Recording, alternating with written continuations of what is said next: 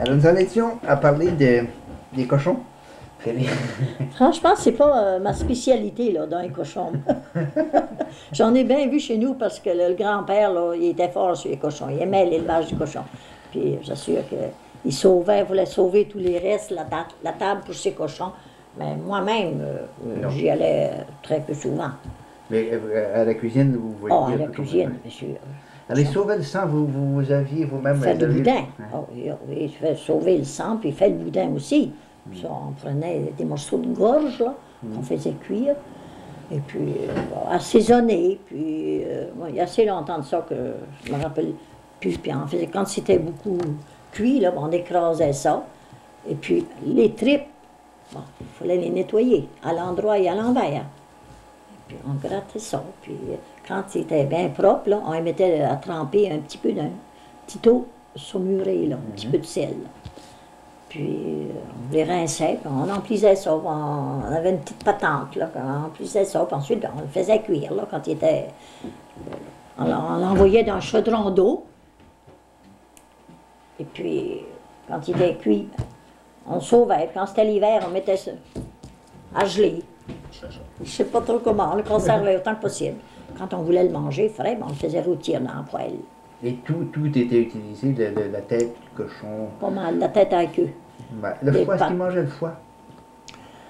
Oui, mais c'est pas tout le monde qui aimait ça. C'était comme, on dirait, pas assez connu. Mais le foie de bœuf s'employait plus. Mais même le foie de bœuf, c'est pas tout le monde qui le mangeait non plus.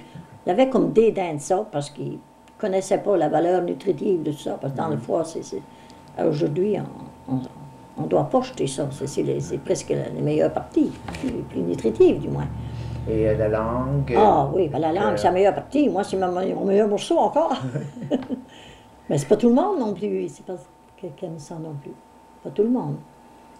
Et le cœur aussi? Ah oui, le cœur aussi. Cœur, vers quel temps que les animaux étaient tués à l'automne? Comme le cochon, c'était vers le mois de...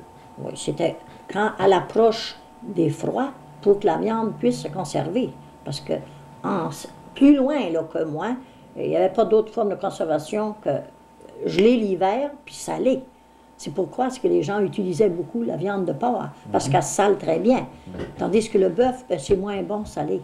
Fait le bœuf, là, ben, quand il tuait un bœuf l'hiver, c'était pour dépenser. Puis, mais là, c'est venu vers 24, la conservation des aliments par le canage, là, hein, stérilisé. Puis les canages, là, les fermières on faisait partie des fermières, l'association, l'association, en tout cas le groupe des fermières. Puis on avait eu une serre tisseuse, puis on cannait avec des cannes, cette tisseuse. Puis là, ça venu la stérilisation avec des pots en verre. Fait, tout le monde pouvait en avoir plus facilement. Là, c'était à l'essai qui s'en ferait plus. Les viandes, les légumes, les fruits, là, c'était vraiment la période d'évolution. Là, ça nous permettait de se nourrir mieux en tout temps de l'année, parce qu'autrement, l'été, on mangeait les légumes, on avait bien hâte les légumes. L'hiver, on n'avait presque pas. Il y avait les navets, les choux, ça ne se conservait pas longtemps, en fait, ça pourrissait.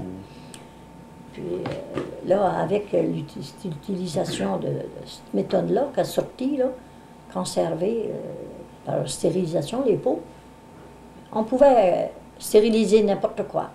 Le poisson, la viande, le poisson, c'est ça qui était fait. On avait des poissons frais l'hiver. Puis les légumes, on pouvait faire des bouillies de légumes l'hiver. Puis là, ça a été la fête. Ça a changé. Ah oui, ça a été une trouvaille. Vous dites que c'est venu vers 1924, ça? Peut-être un petit peu avant, là, disons, je vais dire 20. Là. Avant 20, là, il n'y en avait pas tellement. Oui, puis là, 24, on stérilisait des 100 pots de tomates. Là, les gens sont livrés à la culture de la tomate. On pouvait les conserver autrement. Qu'est-ce qu'on pouvait faire avec la tomate? On faisait du ketchup vert, là. Mais on faisait mûrir à la maison un petit peu, mais ça pourrissait, là. Puis avec cette méthode-là, ben, les gens sont livrés à planter, oh mon Dieu, 100 pieds de tomates, puis on récoltait la tomate, puis elle ne serait pas conservée longtemps, mais de cette manière-là, on la conservait, on prenait les tomates. faisait du jus, on faisait de même, on faisait donc le spaghetti, puis le macaroni d'abord, ça sortit à peu près ces années-là. Là. Puis avec les tomates qu'on récoltait, ben ça faisait une bonne popote. C'était véritablement un progrès à ce moment-là. Ah oui, c'était un grand progrès. Oui, là, ça fait une évolution. Mais je pense bien que la guerre 14-18 a pas mal déclenché ces choses-là. Ouais. Ça a été n'importe quelle chose quand il y a qui se fait un bouleversement, quelque chose, ça fait toujours sortir quelque chose de bon, hein, c'est ça. Les tueries de volailles, c'était quelque chose d'important aussi. Oui. Ça se faisait en même temps, je veux dire... Oui, parce que c'était quand il faisait assez froid pour les conserver. Puis là, quand il a sorti la méthode de conservation là, de stériliser, ben, c'est ça, on en cannait aussi. Là. Mais c'était la viande. Si vous la conserver, il fallait attendre les froids. Autrement, ben, on tuait un petit peu, on tuait une poule, puis on la mangeait, tout simplement. Les poulets, ben, ça se tuait l'automne. Dans l'été, tu tuais une poule. Quand tu voyais que la poule arrêtait de pondre, ben, tu lui tordais le cou, faire une bonne giblotte. Parce que les poules, il fallait les garder pour avoir les œufs. C'était notre moyen économique pour aller au magasin. C'était notre argent, ça, on vendait les œufs. Des fois, je parle de ça aux enfants, mes petits-enfants. Mais qu'est-ce que les œufs avaient d'affaires là-dedans? Je disais, on allait au magasin avec des œufs. Mon Dieu, qu'est-ce que les œufs faisaient là-dedans? C'était notre argent. On allait en emporter une douzaine d'œufs. Les œufs, c'était une dizaine, 12 cents la douzaine, là, quand ça venait... là, il y a un marché, là. Puis là, quand il venait plus rare, il venait à 15 cents, 18 cents. Mais pour 18 sous, dans ce temps-là, on avait, disons, la valeur d'un dollar, peut-être à cette heure. Hein. Tu avais bien des choses pour une douzaine. Mais on en ramassait quelques douzaines. On ne pouvait pas ramasser trop longtemps, on n'avait pas de frigidaire pour les conserver non plus. Puis des œufs, ça ne se conserve pas indéfiniment, la chaleur. Il fallait vendre ça à douzaine, 2 douzaines. Et vous aviez... Un échange. On portait ça au magasin. Le magasin, il les vendait, puis il y avait un marché d'établi. Il les payait pas cher parce que les œufs n'étaient pas classés. À cette heure, les œufs, tout est classé, puis vous savez comment c'est que c'est. Bon, on voit la différence, là. On allait au magasin avec notre petit panier d'œufs, puis on achetait une demi-livre de thé à la pesée. C'était à la pesée, le thé. Oh. Bon, puis je ne sais pas comment c'était, là. Il était peut-être 25 cents la livre, je ne sais pas s'il était 25 cents. Puis, bon, une livre de riz ou de barley. Puis, on disait du sucre pour le reste. Quand il restait 2-3 cents, là, on disait du sucre. Ben, 2-3 cents, tu avais presque une livre de sucre. Le sucre était 5 cents. Aujourd'hui, là, il est 80 cents, tu sais pas. C'est la différence de ça. Et les choses les plus courantes que vous deviez acheter en fait d'alimentation, c'était comme ça, le sucre? Le sucre, le thé.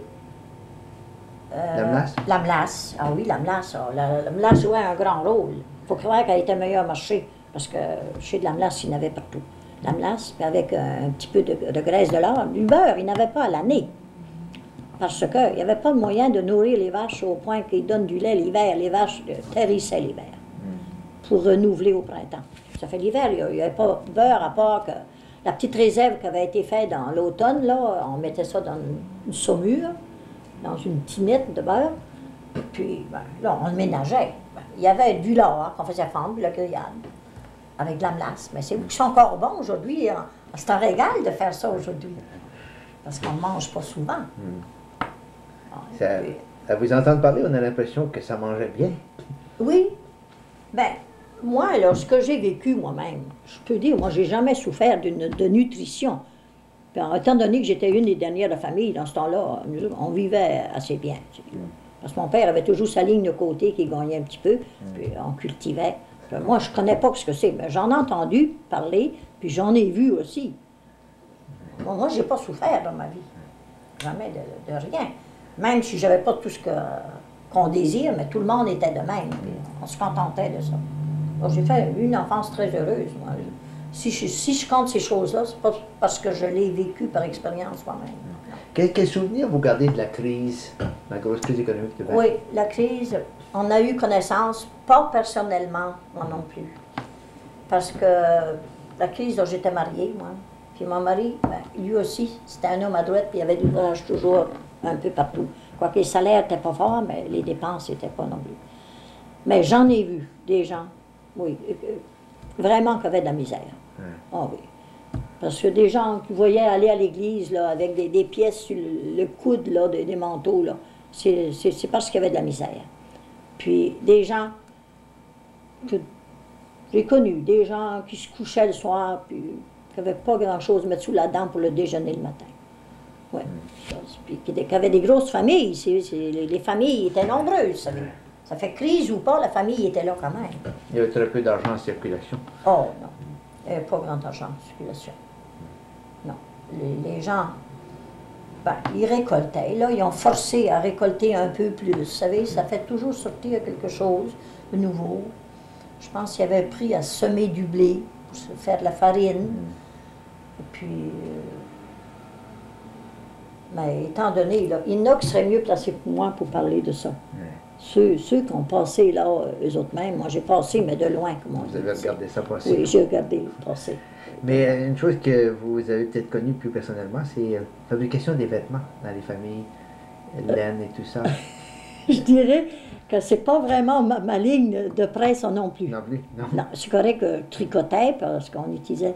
Mais je n'étais pas une personne adouette pour faire tous les vêtements. Je disais, c'est correct, tout ce qu'il y avait à porter, la machine à coudre était toujours ouverte parce qu'on dépensait un sac de farine par semaine. On a été quelques années, on était 15 de famille. Pour vous dire que j'ai appris à faire du pain, par exemple. Là, ça levait par la peur. On utilisait ça, on faisait des draps, des têtes d'oreiller, des petits sous-vêtements pour enfants, tout était utilisé. Oh oui, oui, puis les linges à vaisselle, puis certain, ça veut dire la machine marchait tout le temps. Puis, mais pour dire des vêtements propres, on avait une couturière voisine de chez nous, puis c'est elle qui faisait mes vêtements propres.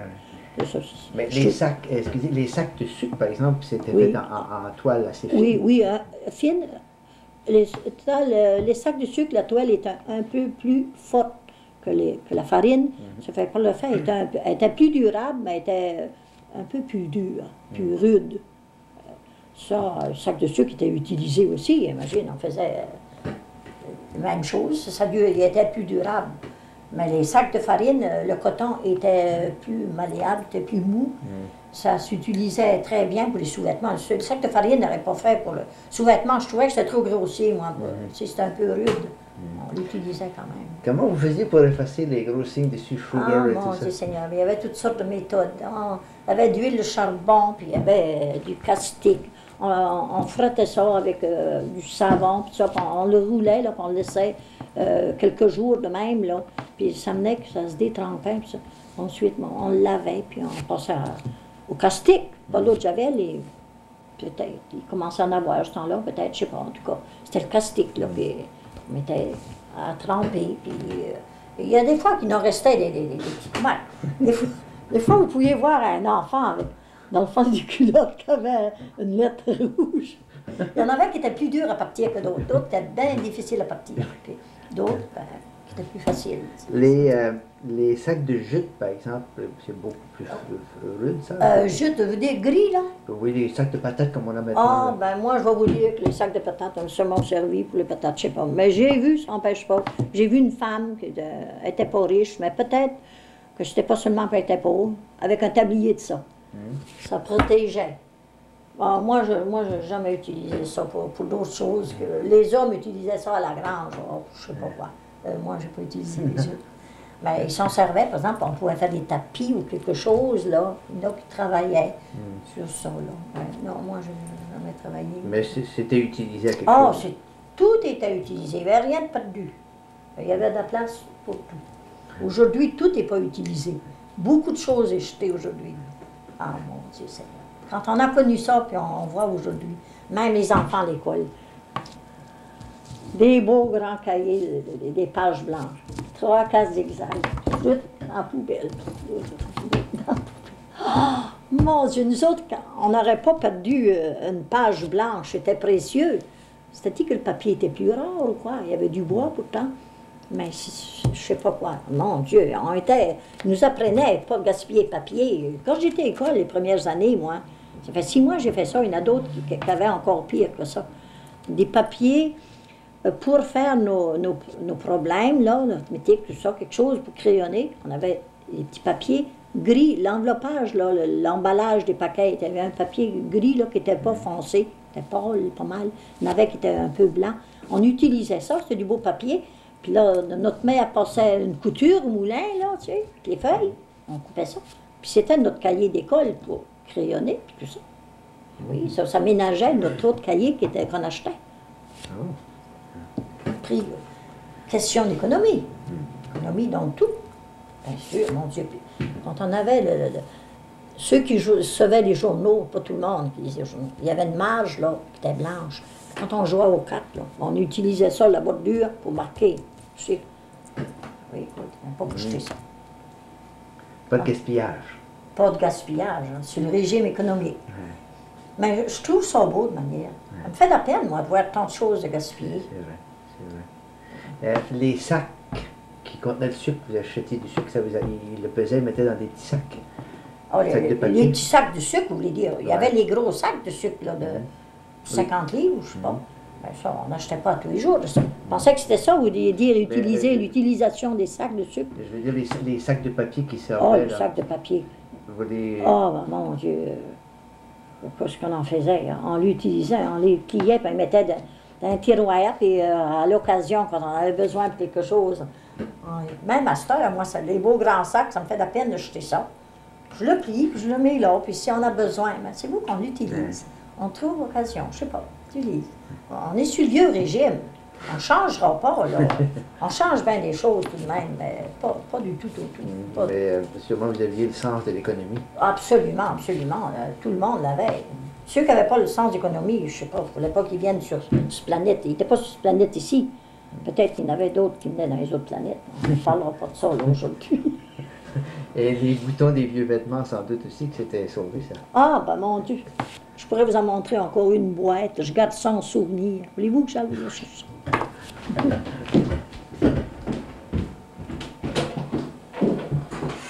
Parce que je sais que j'en ai besoin. Oh! Ça me fait de la peine de les jeter. Oh, c'est trop beau pour les jeter. Il y en a toutes sortes? Ça vient. Oh oui, il y en a toutes sortes. Quand on a besoin de quelque chose, on vidait ça sur la table. Et puis il y en a des distingués, regardez-moi ça. Avec certains, quelque chose de beau. Ouais. Des fois, ça arrivait qu'on avait du beau neige. Comme ces gros-là. Et puis ceux-ci, oh. J'en avais une petite boîte qui était tous des boutons, des soutanes des frères. Parce que dans la famille, on avait là, quelques frères. Là. Et quand ça changeait la méthode, on m'a demandé si je vais sauver ça comme le frère, mon beau-frère Charles, il est par ici actuellement. Ils m'ont porté ça. J'ai mis ça dans un petit étui, puis je ne sais pas ce qu'ils sont, mais ils sont en quelque part. Ils sont encore dans la maison. C'est un rappel peut-être assez significatif du passé, parce que c'est quelque chose qu'on retrouve moins à l'heure actuelle. Oui, imaginez. Je ne pense pas que... Il y a peut-être des gens qui sauvent encore des beaux boutons, quelque chose, mais le linge, la plupart, est acheté fait, pas mal. Quoique ça revient, là, la méthode de confection.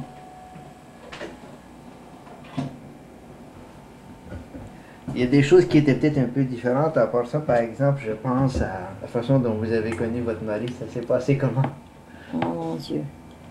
Ça s'est passé que je l'ai rencontré. Moi, j'allais au couvent ici, puis lui, il allait à l'école académique. Il y avait une académie, là. Puis c'était un voisin. Puis on se rencontrait, on se croisait des fois sur le chemin. Mais, gare, je peux vous dire que c'était pas beau de... Surtout pas une étudiante se promener sur le trottoir avec un gars. Là, c'était déjà perdre des notes dans notre mention honorable. Oh. Parce que quand c'était surtout pas après le coucher du soleil.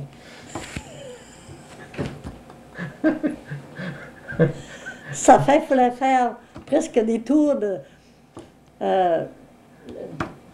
des tours de force? Non, pas des tours de force. D'acrobate, tour d'acrobatie pour se rencontrer. Ah, mon Dieu, on était surveillés de près. Ah, Seigneur, la vie.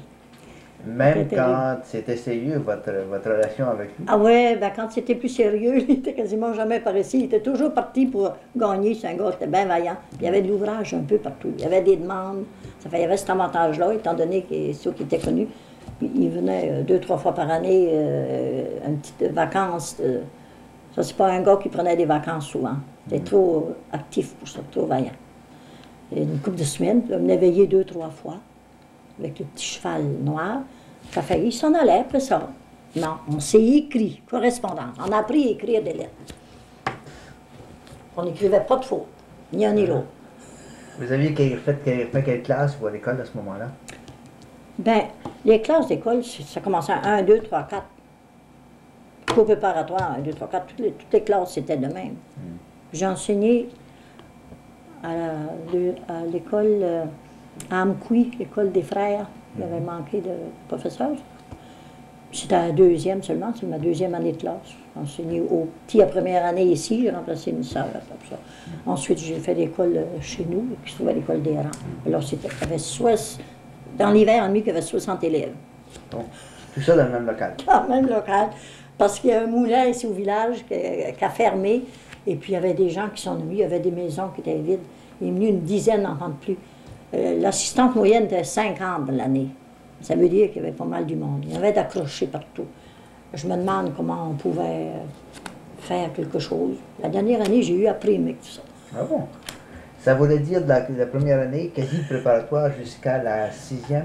Non. La 6e, là, ça veut dire que la valeur des classes, là, n'était pas la même. Ah. 4e, là, était comme, à présent, je dirais 6 ou 7. C'est ça l'histoire.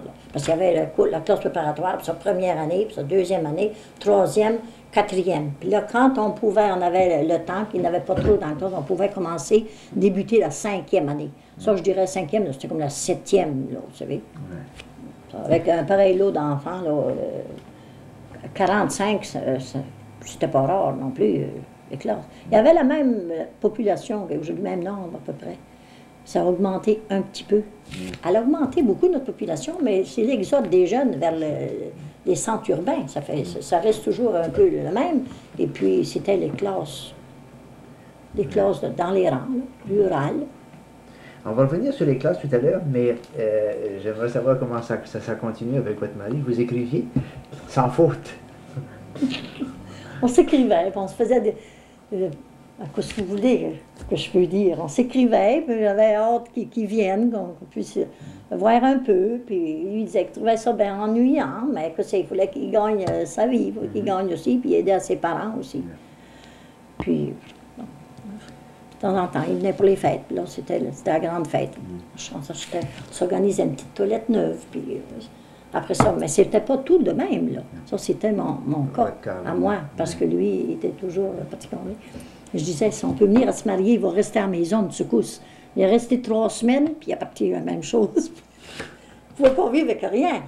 Ben, quoi qu'on était du cultivateur, mais son père était encore capable de travailler. Puis lui, ben, il a continué. Puis comme c'était un gars à droite, ben, il était bien intéressé à ces choses-là. Il faisait quoi, de la menuiserie? Oui, il faisait de tout.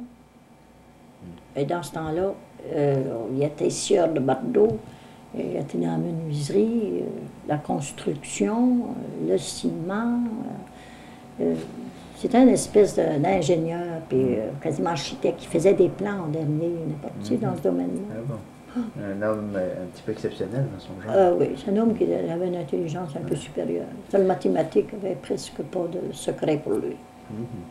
Des têtes, cette famille d'Arsenault-là, ça avait une tête aux mathématiques pas croyable.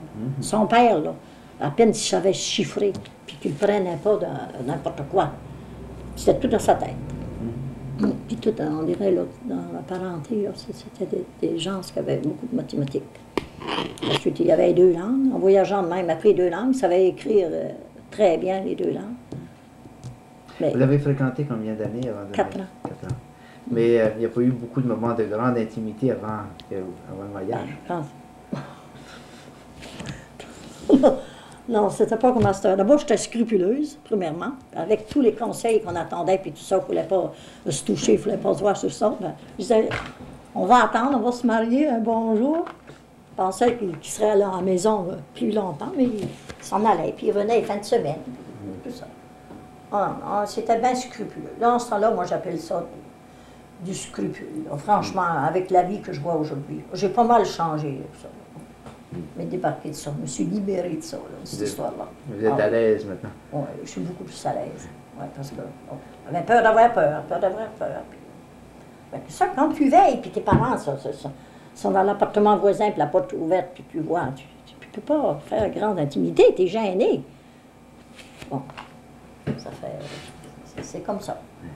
C'était le temps encore où il fallait faire la grande mande. Oui, oui.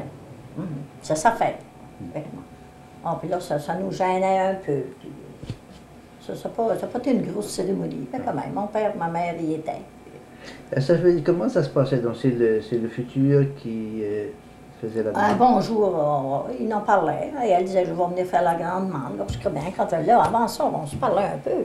Puis au moins, nous autres, on s'écrivait. C'était pas une surprise. Ça fait là, bon. Moi, j'avertissais ma mère, parce que j'étais plus gênée que mon père. Mon père, lui, impliquait le respect. C'est comme ça un peu partout. On était moins gênés que la mère. J'ai dit ça. Puis quand il est venu, j'ai dit, là, moi, ça m'a gênée, puis les autres aussi. Oh, je me faisais une petite occasion pour m'évader un petit peu. Je savais bien que ce que mon père allait dire d'avance. Hein. Ça n'a pas été compliqué rendu là. Mais est-ce qu'il y avait une espèce de formule solennelle spéciale que les futurs utilisaient? Chacun utilisait ça à sa façon. Quelqu'un qui pouvait s'exprimer mieux, ben, c'était plus vite fait. Puis un autre qui s'exprimait moins bien, moi, j'ai pas été témoin de ça. Je ne sais pas comment ce qui s'arrangeait. J'ai pas été écouter la séance des autres. J'avais assez de la mienne. Mais en gros, il demandait la permission. Oui, il demandait pour épouser, avoir la main de la fille. Je ne sais pas s'il pouvait avoir le pied avec.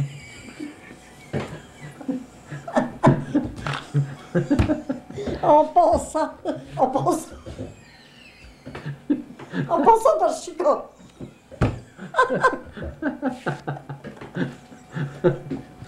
En passant par Chicago.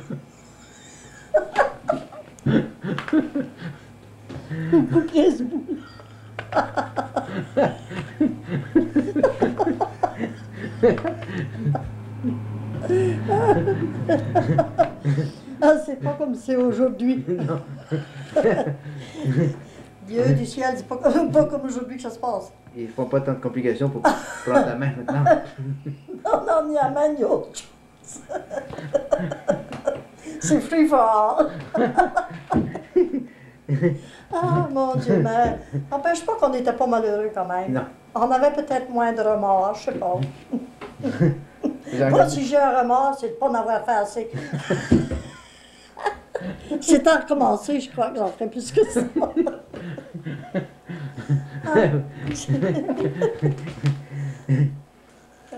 De toute façon, vous êtes marié, vous aviez 24 ans. Pardon? 21 ans. 21? Oh. Oh. Ah, c'était en 24 que vous êtes marié. Oui, il y a 24. 21 ans, lui, il y avait 23. J'aimerais faire un petit retour à l'école. C'est peut-être là-dessus qu'on terminera. Quelles étaient les matières importantes qui s'enseignaient là? Ben, c'était le français d'abord.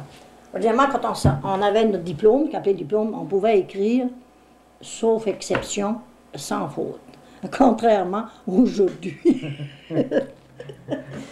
On parle chacun pour sa patrie, puis un peu pour son avantage. Et puis, le catéchisme, la langue principale, la religion. Si une personne connaissait sa religion, puis savait écrire, elle était déjà bien partie, serait bon pied. Un peu d'histoire. L'histoire du Canada? Oui. La géographie, j'aimais bien la géographie. Puis l'histoire sainte aussi. Jacob, Job. Bon, l'arithmétique. Un petit peu de calcul, oui. Oh, ben oui, un petit peu, puis pas mal. Ça, c'était les branches essentielles.